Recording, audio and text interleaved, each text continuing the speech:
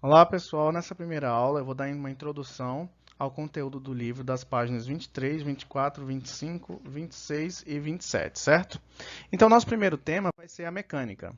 Mecânica é o segmento da física que se preocupa em estudar o movimento e o repouso dos corpos, bem como as forças que eles interagem, certo?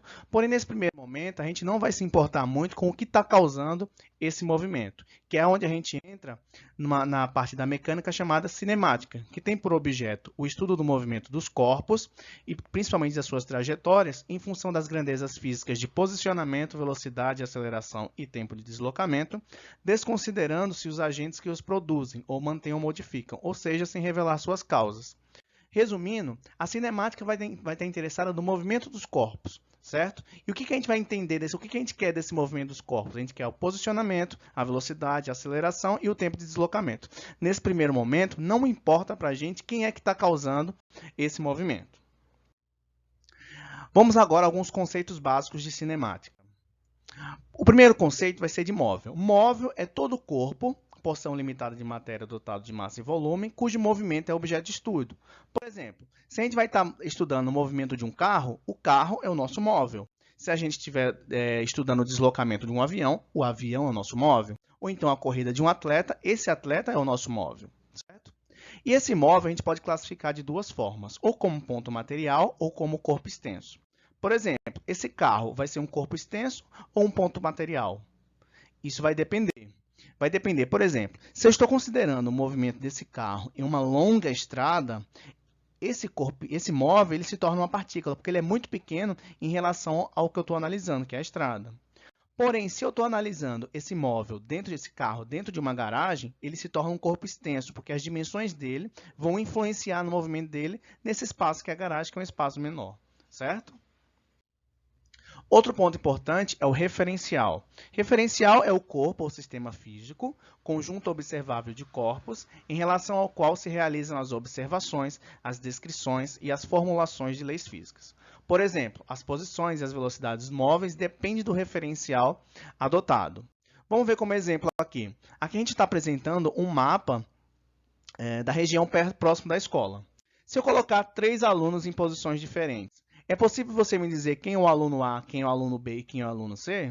Nesse momento eu não consigo identificar. Agora, se eu disser para você que aqui onde está localizada a escola, o aluno A está a 430 metros da escola, o aluno B está a 50 metros e o aluno C está a 155 metros, aí eu já consigo identificar. Por exemplo, 430 metros é o mais distante da escola, então o aluno A é o aluno que está mais afastado.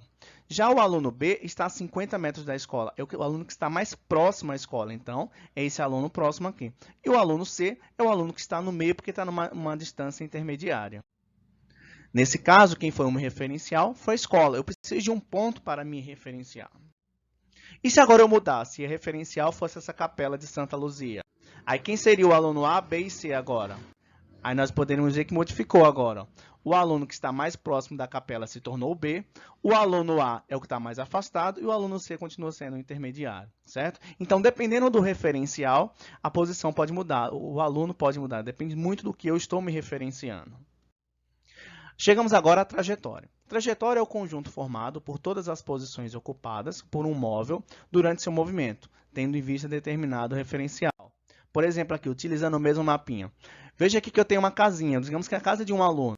Ele vai ser considerado a minha origem. E para o aluno chegar na escola, ele vai ter que seguir uma trajetória. Por exemplo, ele vai passar pelo ponto A, vai até o ponto B, C, D, até chegar à escola. Então, essa foi a trajetória do aluno até chegar na escola. Espaço. O espaço a gente vai indicar pela letra S e é o valor algébrico da medida na trajetória entre a posição do móvel e a origem dos espaços, em determinado instante de tempo. Por exemplo, nessa estrada eu vou considerar esse ponto O como a minha origem, certo? E a partir da origem que eu vou determinar os espaços. Por exemplo, eu tenho o carro A, B e C. Cada um está com um espaço diferente em relação à minha origem, certo? Por exemplo, vamos verificar aqui, ó, que o espaço de O até A é igual a 100 metros. Então, o carro A está afastado 100 metros da origem.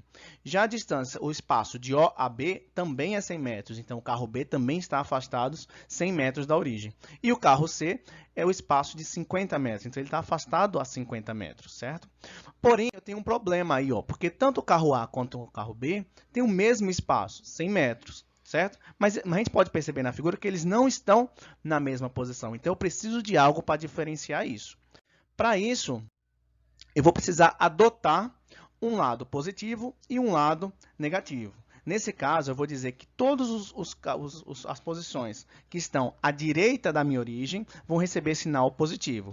E todas que tiver à minha esquerda da origem vão receber valores negativos. Então, agora, o espaço de O até A é um valor de 100 metros positivo e o espaço de O até B é 100 metros negativo. Isso me informa que um móvel está na posição do lado direito e o outro vai estar na posição do lado esquerdo, certo? O carro de O a C continua com 100 metros positivos porque ele também está no lado direito. Sentido. Dado um trajeto e tendo sido adotado nele uma orientação, o móvel pode movimentar-se em dois sentidos, aproximando-se do ponto de origem ou afastando-se dele. Certo?